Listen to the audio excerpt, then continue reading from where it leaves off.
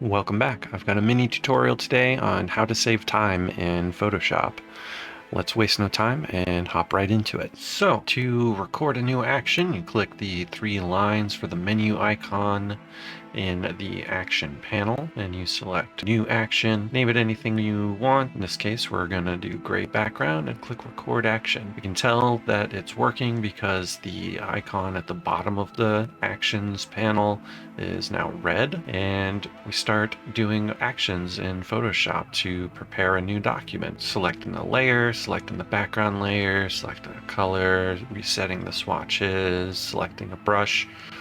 All those things are things that I do when I open a new Photoshop file to work on a sketch. Every time that I open a new file, I'll save a couple of minutes each time in getting the document prepared for me to start sketching. Now, once you're done with your actions that you need to record, you can click the stop record button.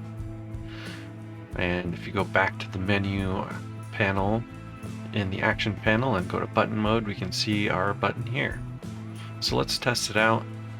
We've opened a new file, click the button, and it has added a layer, build the background layer, set the color swatches to default so that I have black selected for my brush tool, and it has selected my brush tool for me. And all of that took a couple of seconds to click that button, and now it's set up. It took me a couple of minutes to record all the actions originally. So this saves me a couple of minutes every time I open a file in Photoshop.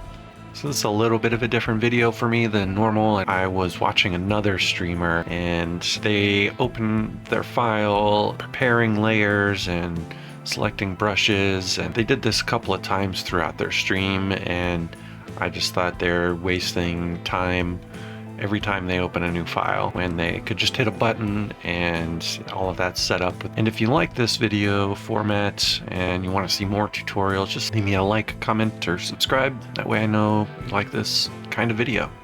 And thanks for watching. Until next time.